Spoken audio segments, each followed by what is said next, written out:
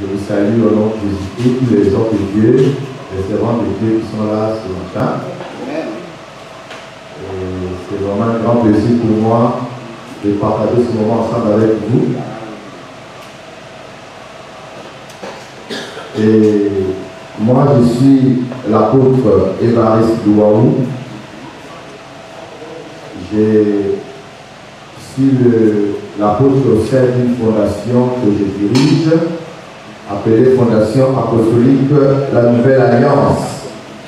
Nous avons une église aussi ici à Bobo, SOS. Il y a d'autres églises qui sont en France. Il y a d'autres qui sont à Bergeville. Et moi, je suis à l'église principale qui est au plateau de Puy. Et je suis en même temps le président de l'Institut biblique La Parole Authentique. J'ai donné une formation aux hommes de Dieu, gratuitement. Il y a le premier, deuxième et troisième cycle. Et des pasteurs qui viennent se faire former là-bas, en tout cas, ils ressentent quelque chose de fort. Amen. Voilà pourquoi j'ai nommé ça la parole authentique. Vous payez seulement l'inscription à 5 000 francs, c'est fini. La formation est donnée gratuite.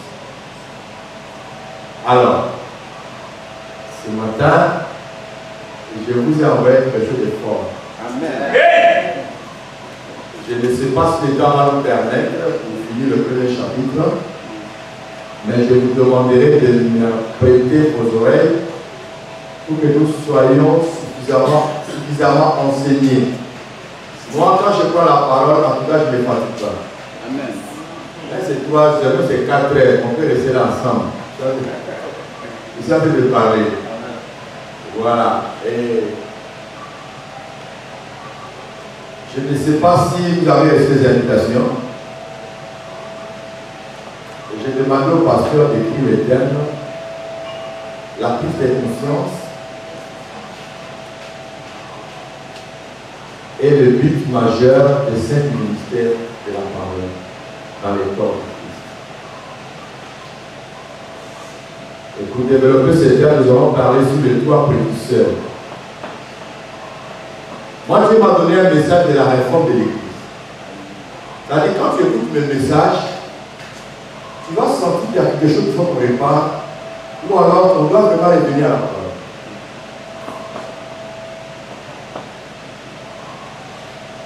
J'aime parler comme l'apôtre Paul à l'église de Béret, où les gens examinaient les Écritures pour voir ce qu'on leur enseignait si c'était exact.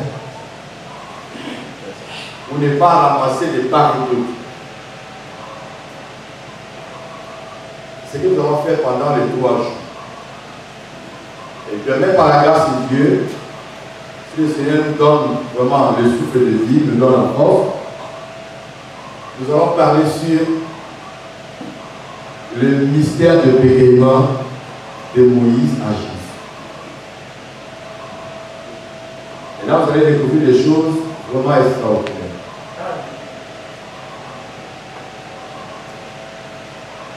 Les choses que nous allons découvrir, chacun de nous. Moi, je suis comme un docteur. Il fait la diagnostic de ta maladie. Et puis, il découvre les maladies qui te dérangent dans ton ministère. Amen. Il découvre les maladies qui se trouvent dans tes enseignements. Il faut forcément réparer ça. Là, je me fais comprendre. Amen. Voilà.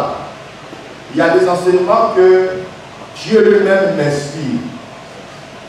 Moi, quand je dors, je me réveille, je marche, je reçois. Quand il y a un enseignement que je ne comprends pas, les gens prennent ça partout. Mais je prends mon temps pour interroger Dieu, qui m'explique un peu pourquoi ceci, pourquoi cela. Il va m'expliquer ça clairement avec les versets à l'appui. Ça peut me prendre les heures, les jours que ça peut prendre, mais je vais faire surtout quelque chose de propre. Amen. Pour permettre aux hommes de Dieu d'être davantage équipés. Moi, ma mission, c'est pour les hommes de Dieu. J'avais dit au pasteur de faire venir l'exemple de Dieu. Parce que dans les champs missionnaires, l'homme de Dieu a besoin d'équipement. Nous sommes des soldats dans l'armée de Dieu. Un vrai soldat doit être vraiment bien équipé. Si tu n'es pas bien équipé, tu ne seras pas un bon soldat dans les services. Malheureusement, ce que nous trouvons dans notre champ missionnaire, nous avons des serviteurs mal équipés, mais qui exercent dans les champs missionnaires. Nous avons des serviteurs moins équipés ou alors sous-équipés, mais qui sont à l'exercice. Et nous avons des serviteurs bien équipés. Je crois que l'apôtre Paul, dans son parcours, il a parlé de ces personnes. Alors, si vous me permettez, j'ai demandé au prédicateur Pao, lui c'est un prédicateur, il est avec moi à l'église Fana de Benjeville. Donc, quand je sors, souvent il m'accompagne dans mes sorties. Il y a des choses que je vais vous éclairer à partir de ces schémas pour que ça soit encore beaucoup plus clair dans votre tête. Quand je parlerai sous le doigt précurseur, que ça soit encore beaucoup plus clair dans votre tête. Voilà pourquoi j'ai demandé qu'on puisse vraiment écrire ces chemins-là pour que les choses soient beaucoup plus claires dans votre tête. Que Dieu bénisse sa parole. Voilà. Alors, j'aimerais que nous lisons pour commencer à l'introduction Philippiens, chapitre 3, verset 4. J'aimerais que vous fassiez la lecture. On va avancer beaucoup plus vite, ok? Il y a une personne qui va faire la lecture. Philippiens 3, 14. Et puis 2 Timothée, chapitre 2, verset 5.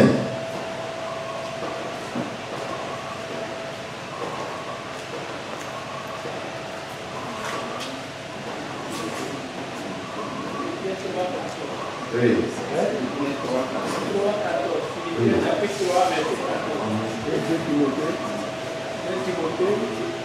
Bien Timothée, après 2 Timothée 2, verset 5.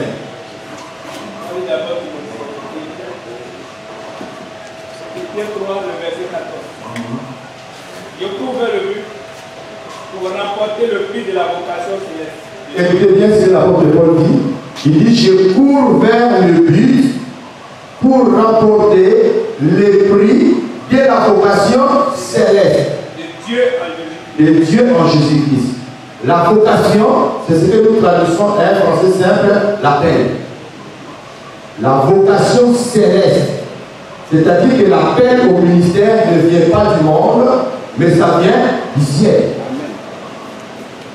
Jean pourrait dire à ses disciples, un homme ne peut recevoir que ce qui lui a été réservé depuis le ciel. Il faut que nous comprenions cela. On ne devient pas pasteur, on ne devient pas évangéliste, mais on est pasteur. On est évangéliste, on est prophète. Simplement, il y a des processus qui doivent suivre pour arriver jusqu'à l'établissement de ton ministère. Donc, ici, l'apôtre Paul dit, je cours vers le but, afin de remporter le prix de la vocation céleste. Chacun de nous qui avons reçu un appel de la part de Dieu, Dieu a dressé un but à atteindre devant nous. Il n'y a pas de ministère sans but. Nous avons un but à atteindre.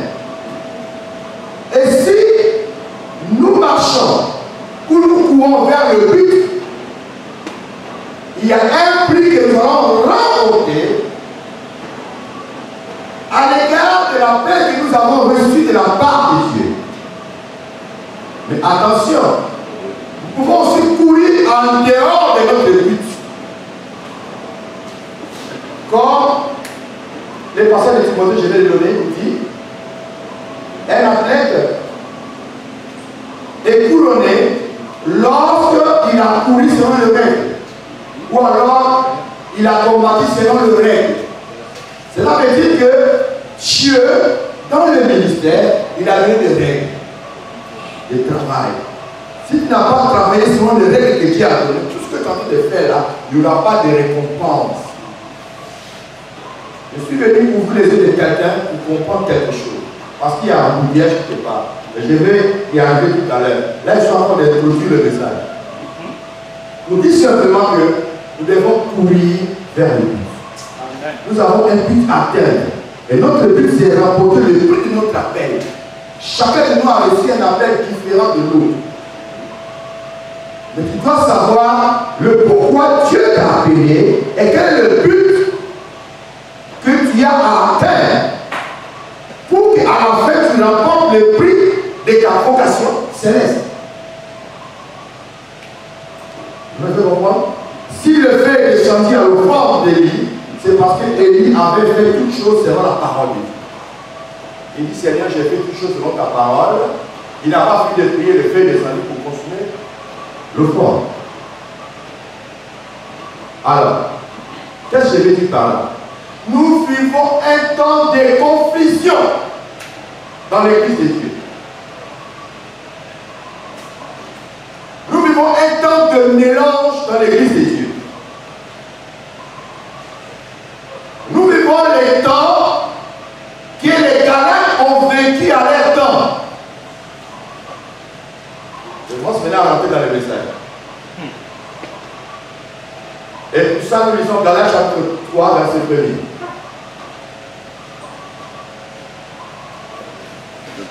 Galates 3, verset 1er.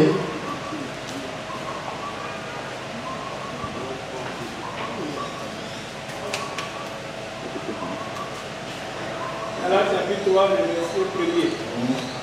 Ô Galates, dépourvus de sens, qui vous a fasciné, vous, aux yeux de qui Jésus-Christ a été peint comme crucifié.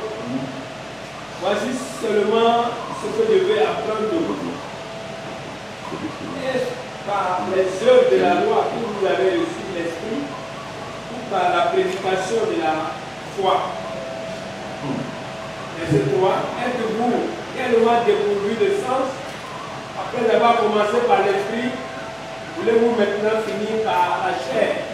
Gloire à Jésus. Ici, l'apôtre Paul parle aux Galates. Qu'est-ce qu'on a dit aux Galates? Il y avait des apôtres qui étaient apôtres avant lui. C'est-à-dire qu'ils ont marché avec Jésus. Et lui, il est venu après. Mais quand l'apôtre Paul a gagné les Galates au Seigneur, les Galates ne sont pas les Juifs, c'est les nations. Entre guillemets le païen. Ils ne sont pas partie du peuple juif. Quand Paul les a gagnés, il les a enseignés sous la foi. L'apôtre Paul les a démontré que vous, les nations, vous n'êtes pas les juifs.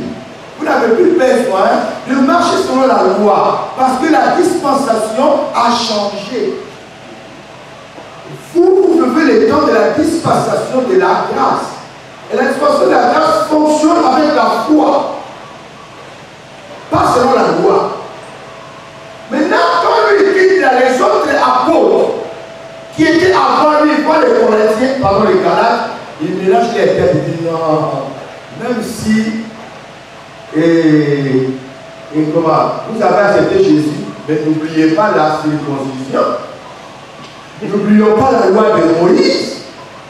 Donc il y a là une confusion entre deux dispensations. Il y a la dispensation de la loi et la dispensation de la grâce. C'est-à-dire, apôtre Paul arrive à Galates, il découvre que ce peuple qu'il a prêché, ils sont mélangés. Il y a une confusion. Il y a les deux dispensations à la fois dans leur vie. Dans leur église, donc il y a la loi et puis à la fois, et puis il y a le mélange. Il dit maintenant, vous n'êtes pas sauvés par les œuvres de la loi.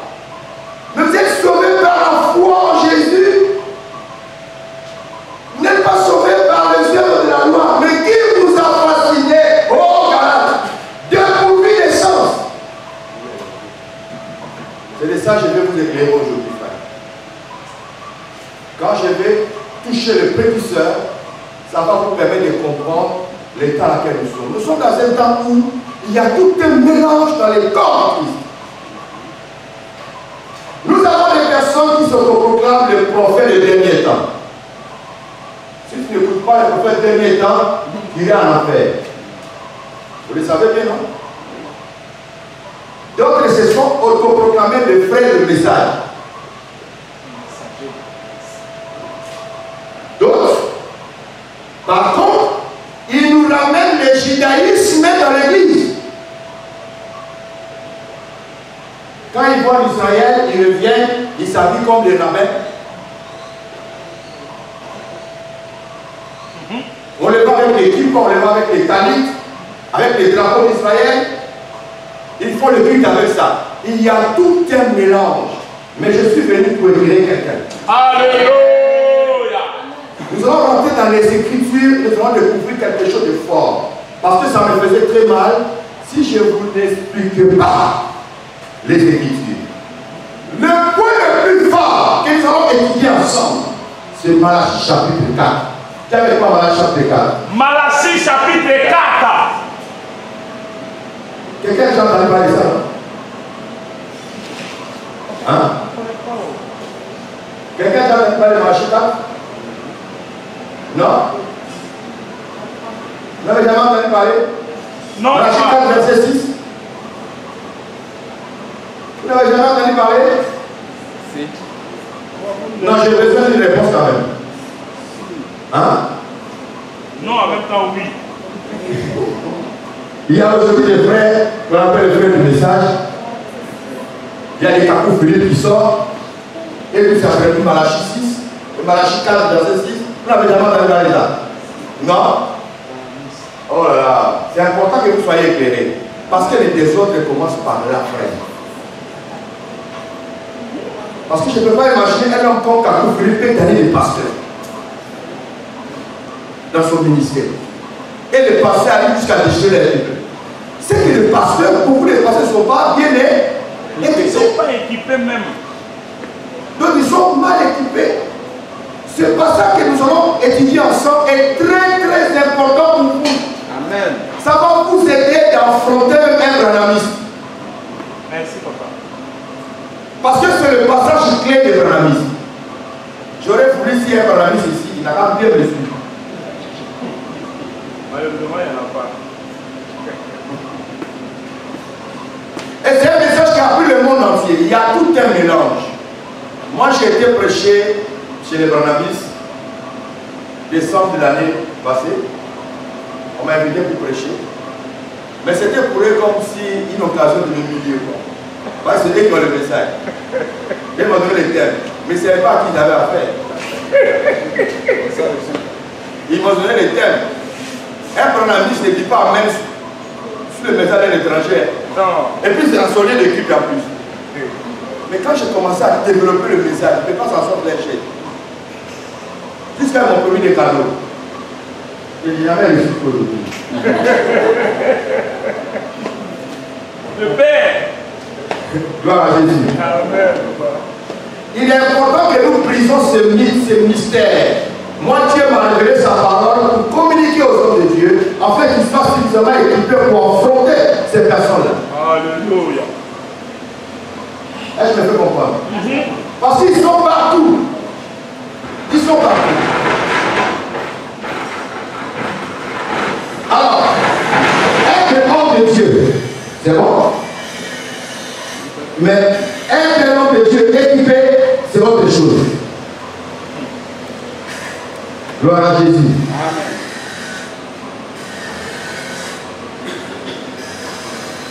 Voilà.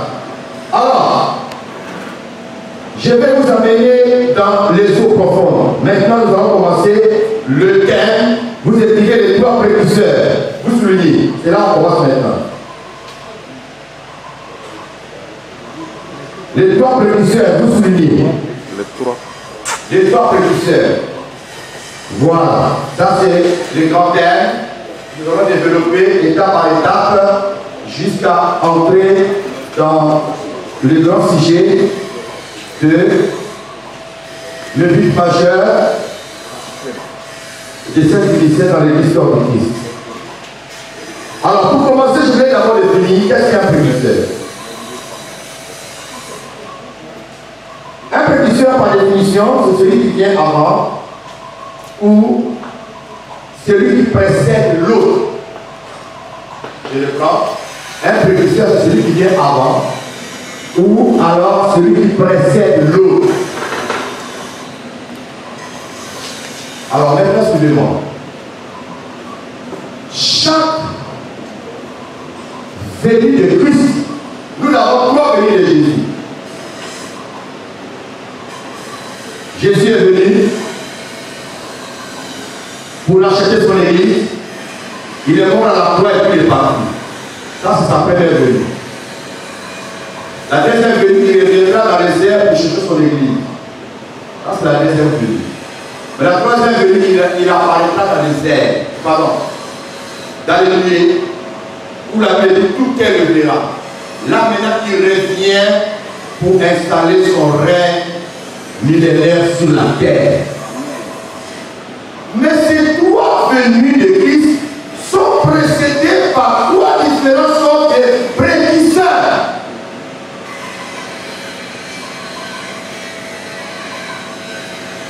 Avant de continuer, je vais vous amener à comprendre pourquoi j'ai choisi ce thème-là.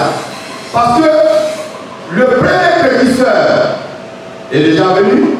Le deuxième prédicteur, il y a des troubles. Il y a une confusion dans la tête des gens. Ils ne savent pas qui est le prédicteur qui doit préparer la deuxième venue de Jésus. Donc il y a des gens qui sont au programme de prédicteurs. C'est eux qui sont venus préparer le chemin du Seigneur.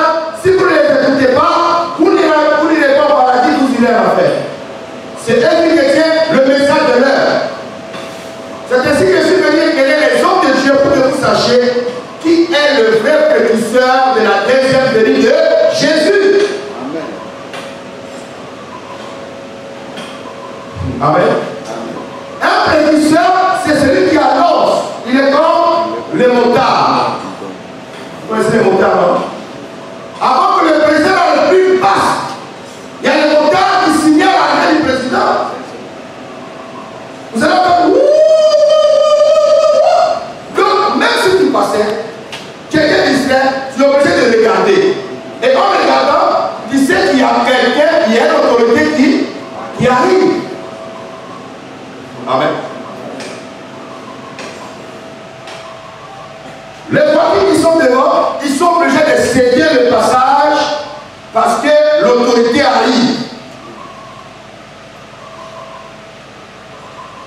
Il y a le moteur qui passe, après il y a les voitures blindées qui passent, il y a les ambulances qui passent, le président est au milieu, bien encadré. Il dit, ah voilà maintenant le président, ah on le voit, c'est lui, ah c'est le président.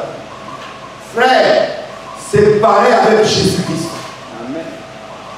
Jésus ne pouvait pas venir sur la terre sans un précurseur.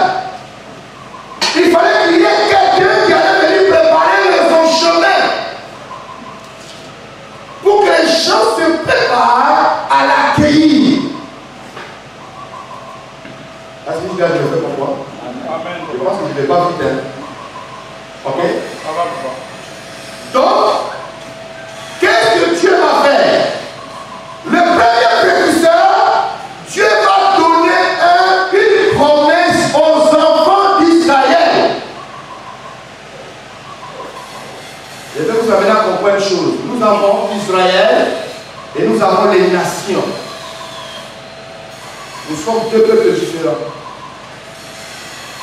Quand je dis deux peuples différents, nous n'avons pas la même manière de prier Dieu. Nous ne servons pas dans le même système de sacerdoce. C'est là où il y a un problème. Jusqu'aujourd'hui, les gens mélangent tout. Il faut savoir qui tu es. Être israélite ou bien l'enfant d'Israël ou bien l'enfant d'Abraham par rapport à Jésus ne fait pas de toi un Israélite de sang. Dieu il sait faire la part des choses. Donc, la première venue de Jésus, il annonce Élie le prophète.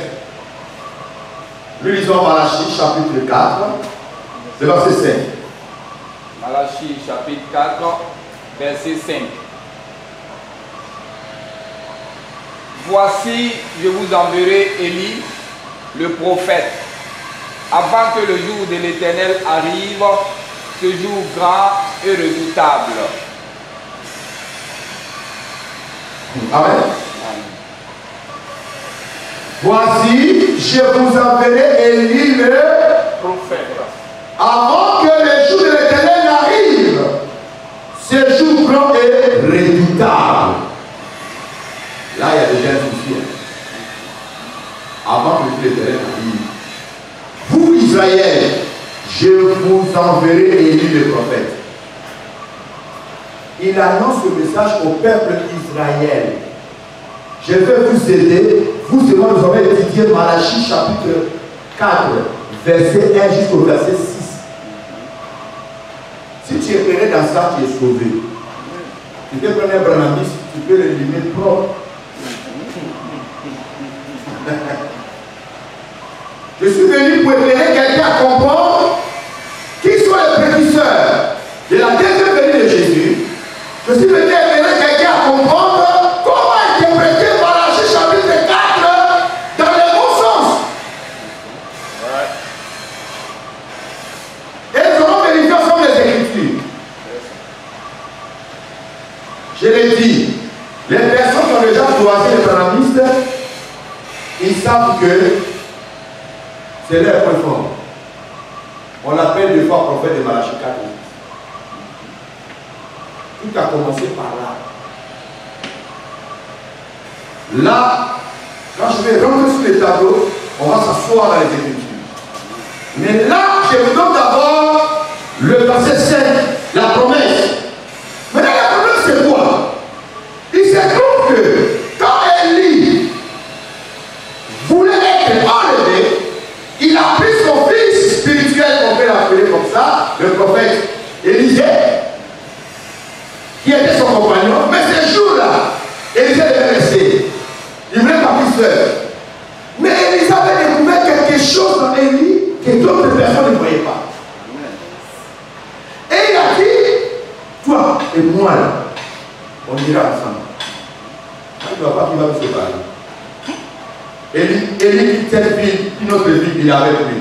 Il quitte, il est avec lui. Il traverse le Jourdain. Il a traversé avec lui. Mon enfant, tu es. Finalement, qu'est-ce que tu me veux? Écoutons la demande d'Élisée. Des rois. Chapitre 2, verset 9. Je voudrais que vous me suivez attentivement. Vous allez comprendre comment je veux avec vous. Et ça serait beaucoup plus facile. 2 Rois, chapitre 2, verset 9. Lorsqu'ils eurent passé, Élie dit à Élisée, demande ce que tu veux que je fasse pour toi, avant que je sois enlevé d'avec toi. Élisée répondit, qu'il y ait sur moi, je t'ai pris une double portion de ton esprit. Ah, qu'il y ait sur moi, je t'ai pris quoi? Une double fonction. Une double portion de ton esprit. De ton esprit. Ça veut dire l'esprit d'Élie va venir sur Élisée combien de fois? 2 fois. 2 fois. Je veux que vous retenez ça. Hey. Qu'il y ait sur moi ton esprit. 2 fois. Un français clair et posé. Double portion de ton esprit sur moi. C'est-à-dire, il ne va pas demander ça sans avoir vu. Il a dit que dans cet homme, il y a 2 portions de l'esprit en lui. Mais je vais récupérer les 2 portions. Et Élisée a récupéré ça. En récupérant cela, quand Dieu fait la promesse à Israël, je vous enverrai Élie le prophète, une fois qu'Élie vient avec combien de portions? 2 portions pour Israël. Quelqu'un n'a pas compris. C'est trop fort, c'est trop fort. C'est-à-dire que Élie pour Israël, il doit revenir 2 fois. Je ne dis pas pour les nations, je dis pour Israël. Élie doit revenir 2 fois. 2 fois.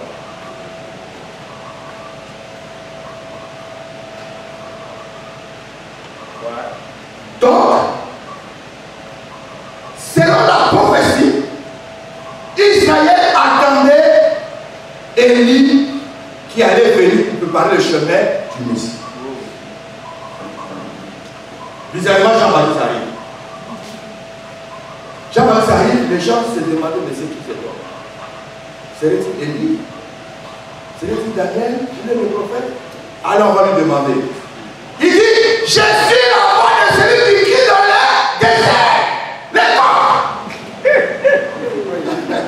C'est moi les coqs, je chante le lever du soleil. Avant que les soleils se lèvent, les coqs doivent chanter d'abord. Quand les coqs commencent à chanter, tout le monde sait qu'il fait jour. Que le soleil va commencer à s'élever. Quand on va rentrer dans le détail de chapitre de Malachie, on va découvrir ces choses-là. Je suis la voix de celui qui crie dans le désert. Préparez le chemin du Seigneur. Aplanissez ce sentier. Donc ils étaient là et regardent jusqu'à c'est qui encore. Ils n'ont rien compris que le message de Jean-Baptiste. C'est fort, c'est fort. Oh, Jean-Baptiste, c'était Élie qui eux-mêmes ils attendaient.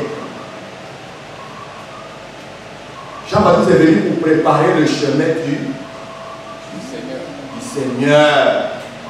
Pourquoi Israël attendait Jésus, pas comme leur Seigneur et Sauveur personnel, mais comme leur Messie. Le oint, le Christ. Mais avant que le Christ apparaisse, il fallait d'abord que Élie vienne d'abord, premièrement. C'est ainsi. Je vais vous donner un passage. Dans son message, il y a eu ces deux portions qui se sont manifestées. Peut-être les gens n'ont jamais fait attention. Prenons Jean chapitre 1, verset 20.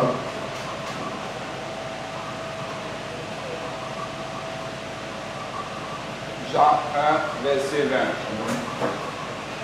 20. Il déclara et ne le nia point. Jean chapitre 1, verset 29. Ah, 29. Jean chapitre 1, verset 29. Le lendemain, il vit Jésus venant en lui et il dit, voici l'agneau de Dieu qui ôte le péché du monde. Je continue. Oui, vas-y. C'est celui dont j'ai dit, après moi vient un homme qui m'a précédé, car il était avant moi.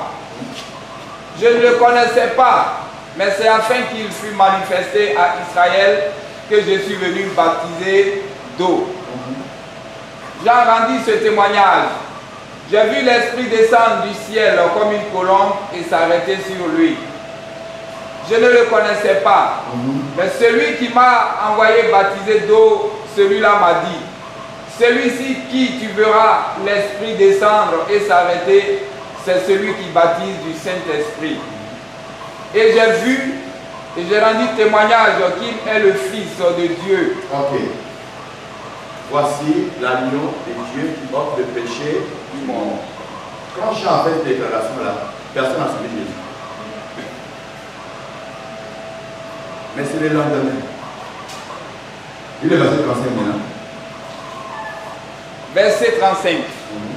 Le lendemain, ça c'est la deuxième portion. Jean était encore là. Jean était encore là. Avec deux de ses disciples. Et de ses disciples. Et ayant regardé Jésus qui passait. Il dit. Voilà l'agneau de Dieu. Voilà l'agneau de Dieu. Les deux disciples l'entendirent prononcer ces paroles. Et ils suivirent Jésus. Ça c'est le deuxième portion. Vous me suivez bien? Je vais vous amener à comprendre que la première portion, quand Jean-Baptiste est venu premièrement, les gens l'ont rejeté. Jean-Baptiste a été rejeté par les Juifs. C'est ainsi que, quand les disciples de Jésus, ils étaient sur la montagne de la transfiguration, ils ont vu Élie et Moïse apparaître. À la question, ils ont posé la question à Jésus. Mais comment les Sadducéens, les scribes, disent que Élie doit venir premièrement avant que toi tu fasses ton apparition? Est-ce qu'Élie est déjà venu? Lisons ça rapidement dans Matthieu chapitre 17.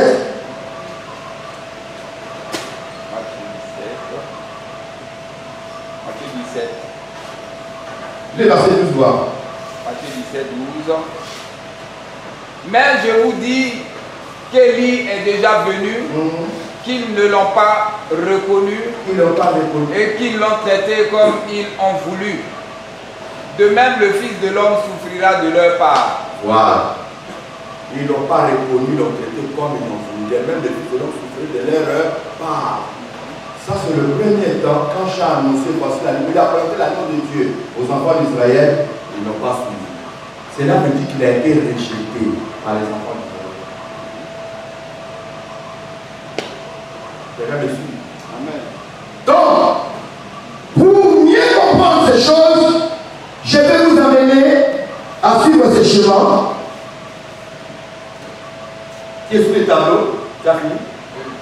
Voilà.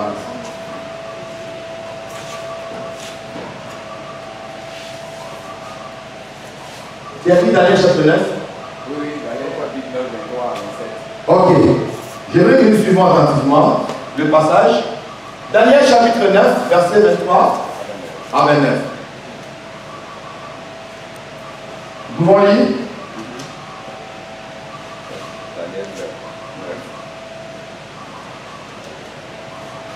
Daniel chapitre 9, 23 à 27. Oui. Lorsque tu as commencé à prier, la parole est sortie et je viens pour te l'annoncer, car tu es un bien-aimé. Sois attentif à la parole et comprends la vision. 70 semaines ont été fixées sur ton peuple et sur ta ville sainte. 70 semaines ont été fixées sur ton peuple et ta ville sainte. Il y a quelqu'un qui a déjà suivi l'enseignement sur 70 semaines d'Daniel ici? Personne? À part le pasteur, il y a quelqu'un d'autre? Tu as déjà suivi? D'accord. Bon, parce que si tu n'as pas suivi, ça serait un peu compliqué, mais je vais simplifier ça. Ça serait beaucoup plus simple. Ok? Maintenant, écoutez, Dieu marche dans la prophétie. Au temps des enfants d'Israël, ils n'ont pas respecté la Shabbat. Dieu va les envoyer en Babylone en déportation. Pour 70 années de déportation en Babylone. 70 années qui correspondent à 70 ans sabbatiques. C'est-à-dire, la Shabbat, c'est le 7e jour de la semaine dans le calendrier juif. Vous pouvez comprendre? Je fais ça simple pour que ça ne soit pas compliqué. Maintenant, comme Israël n'a pas respecté la Shabbat, Dieu va le